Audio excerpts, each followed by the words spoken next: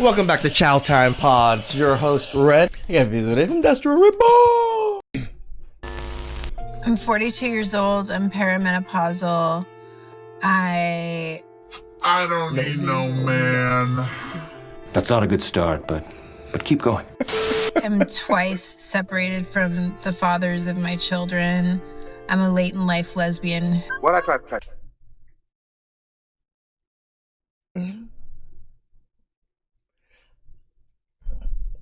Lesbian. Who doesn't have sex or a sex drive. I have But yet has 2 kids from 2 different baby daddies. Okay. started talking to myself constantly.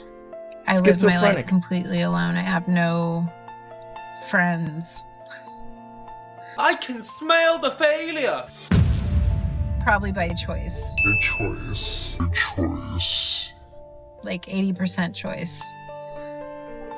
I'm in a job that I chose pragmatically because I needed a job. I'm noticing that I feel less and less connected to this physical world. It reminds me of, I'm sitting in my car making this and I'm 3 minutes late for work right now.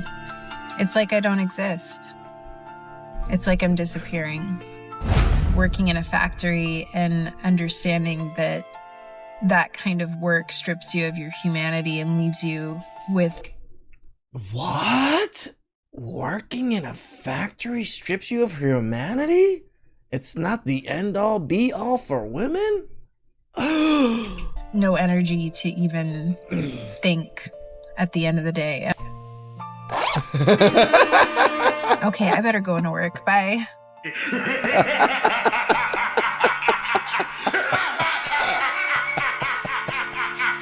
Diabolical.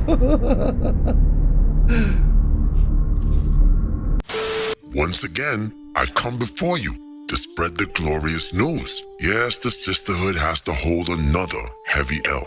Right here, we are seeing the true underbelly of the post-war Menopausian war survivor. The part the media normally tries to hide from us beneath empowerment slogans, soft life, feminine era hashtags, and magazine articles written by the feminist Cosa Nostra, reassuring other women that everything is going exactly as according to plan. It's just that in this case, she is so down bad, she doesn't even attempt to hide it anymore. And this is always my favorite scene in the Strong Independent Girl movie.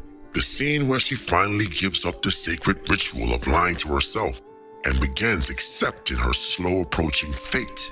The moment she realizes that roughly 172 million women in America possess the same so-called pleasure box she has been treating like some kind of limited edition luxury item. Suddenly, her Gucci Hot Pocket, boom.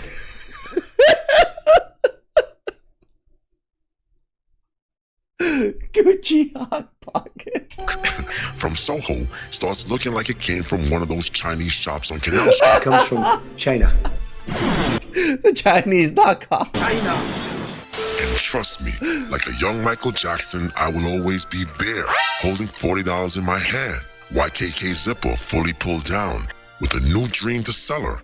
Yes, and that new dream is hope. Curtis May. I love this poster. Ric Flair, woo! Lord Destro and the Bear. Feeling his prime, Lord Destro, your neighborhood pusher man. Pimp walking up the block with one more nickel bag of that fish scale copium. Yeah, you know she loves that nose candy, doesn't she? Because we all know candy makes you a dandy. Candy makes you dandy. But unfortunately for us, some of the former rehabilitated 304 gladiators are now attempting to save the modern woman from a fatal copium overdose. There are a lot of women making videos trying to save women, but again, women aren't watching or listening to it. They only listen to other shitty women like Sprinkle Lady that teaches them how to ruin their life. And they have introduced a new word Poor you should Chun-Li. familiarize yourself with. Because I don't know, it may become the next hashtag soft life feminine era hybrid. A phrase designed to rally women back into our kitchens as though nothing ever happened. To usurp power from our ninja foodie and Japanese rice cookers. Today's word is the Amazonian trap. no, seriously, Google it. I can't have you lacking out here in these streets. The term Amazonian trap argues that the entire independent girl movement was basically a cultural trap dressed up as empowerment. Yes, it calls out modern women's worship of the Roman goddess Minerva or the Greek goddess Athena. I mean, you kind of know her as like Wonder Woman. Yes, Pretty don't much. act like you didn't know DC Comics and Marvel was brainwashing us with pagan gods. Come on. We are talking about the mythical Amazonian woman, the fantasy of women building a complete society without men and living happily ever after. The key word here is mythical. The term Amazonian trap attempts to challenge the current trend of women deleting dating apps, going, quote, boy sober, declaring that men are not worth it, and pretending that being a lonely cat. Thank God for these ones to let us know. Woman is somehow the new spiritual awakening. For example. Protect. Agreed. Everything that you have. If you're a woman that is focused on making more, having your own career, bringing in your own money, absolutely. I think, okay, so this is going to be my hot take. And no shade to either. We're only 3 minutes in. I know. I think marriage is for broke bitches. Oh. And so I think a woman who wants to be married is leaning more into the patriarchy and wants to be essentially, possibly taken care of, have their man as the leader. All of the ideals for me of what marriage looks like is that. So I just saw my friends recently this weekend. She was like, did you want to be married? And I literally said, yeah, when I was poor. As a woman who can now like provide for herself, also doesn't want motherhood, and also sees a lot of these celebrity women now having to continue working because they have to pay alimony. I mean, we have even podcasters now paying alimony. Shout out to Rachel Lindsay. Like, there's all of these people that once you make a certain amount of money, if your man doesn't, you have to pay them out. And I just don't want to be that. That's a take. I don't want to be that. But you also start. Yes, the fat swinging under her arms is truly hypnotic. But anyway, what has been the results of this propaganda? According to the figures being cited, only 24% of women between 18 and 29 believe married mothers are ultimately happier than other women, far lower than other groups. Meanwhile, the percentage of high school girls expecting to marry has dropped from more than 80% in 2010 to approximately 67% today. But, here is where facts literally trump feelings. Recent polls are showing that unmarried, childless women in their 20s and 30s are roughly 1, 2, 3 times more likely to report being unhappy than Makes married sense. mothers of the same age. Boom! In your face! In your face! In your face! Oh, my bad. I'm sorry. And once again, my brothers, our silence is deafening. The great wall of indifference is doing God's work. Because think about it. The bitter sisterhood and the feminist Cosa Nostra is arriving at these conclusions all by themselves. I mean, we are not preaching to them anymore. We were, but now, We stopped doing that after St. Kevin Samuel Titus. They have to actually sneak into our conversations to hear the gospel. We out here going about our lives, Ric Flairing through these streets, giving Colombian girls a ride on Space Mountain. Now, if you didn't get that, don't worry about it. That's a Ric Flair reference. But look, they are slowly looking around at the wreckage and realizing that the independent girl revolution may have sold them a dream that came with no warranty. oh yeah, the warranty came all right, but it expired. It expired when they were 20. And the truly frightening part is that more and more men are becoming comfortable, perhaps peaceful, zen, with the idea of remaining, quote, forever bachelors. So while men are learning how to live without the succubus, post-war Gen X women are beginning to reach the opposite conclusion, that without men, without the patriarchy, without the alpha and the omega, their lives are pretty much meaningless. The nerve of Minerva. So I'm going to make this very short, but question men. I am not a man hater. I think there is an epidemic. No, excuse me. There's probably a pandemic. I live in Utah. I can only speak for Utah, but I think there's a pandemic. I think this is global because I have done my fair share of dating since my divorce 9 years ago.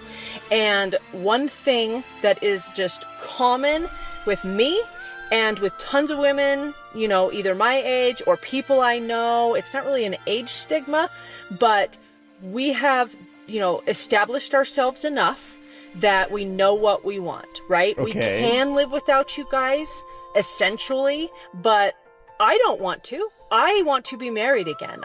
I'm here to tell you right now, we don't care. Let me tell you. We don't care. Jerry. You see, here we go again. Another post-war woman attempting to start a conversation that nobody asked for. It's like some random salesperson walking up to you and trying to negotiate the price of an item you never showed any interest in buying in the first place. And here's the key part. Look at who she's aiming the video toward. You men, not women. But you see, like, nobody asked for her thoughts on being an independent woman. Right. Not one of you requested a lecture about why she chose independence. Flashback. That I chose. Why her marriage supposedly failed her, or why men should suddenly reconsider pursuing women like her. Literally, no man is holding an emergency meeting asking, how do we convince more older divorced women to give us another chance? It's crazy. Are you guys having these meetings? I don't know any man that's having any type of meetings where we're like, how do we get post-wall women?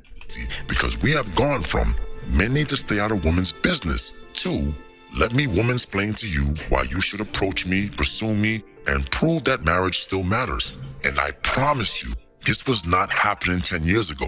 And this is what makes the whole performance so pathetic, by the way. Instead of simply lowering their heads and admitting, okay, maybe we were wrong, they're going to manufacture a fake public debate and bait men into participating.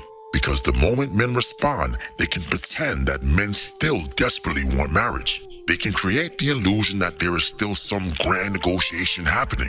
As T.I. says, fake it till you make it. And this is why they have to keep using dramatic words like epidemic, pandemic, crisis, male loneliness. It's all designed to gaslight men into action, to convince you that their declining dating options are somehow a social emergency you have been assigned to solve. But it is funny that anything that happens to women, it's a problem that society needs to solve, right? Anything that happens to women, even though it's their own fault that they've asked men not to do these things, men stepped away. Now it's society's fault for them not being able to get married. Right. I don't care, bro. This is the part that they just can't, for some reason, accept. Women like this are simply not that important to men anymore. We got bigger things to worry about. Better experiences. I think in general, women are not important to men anymore. Like, women used to be number 1 or 2. Maybe even one to 3. That's what's women on men's chart of importance.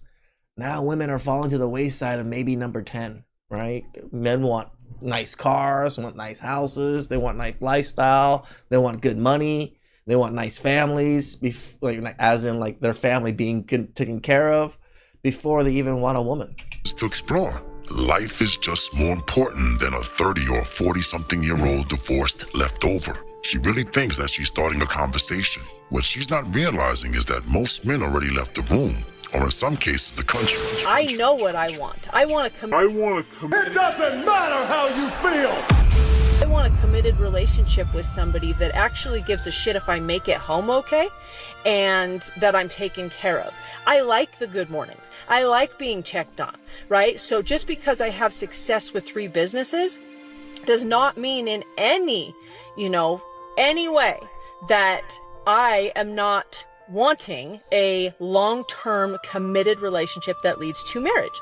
So one thing that keeps happening, that I keep hearing across the board, not just with me, is lack of action, lack of progression, just lack of masculinity that way, that you guys take the lead, right? That we progress and eventually we get engaged. And no, we stay exactly where we are because that's how we want to keep it. We don't want to progress. Eventually, we're moving in together and we're doing these types of things.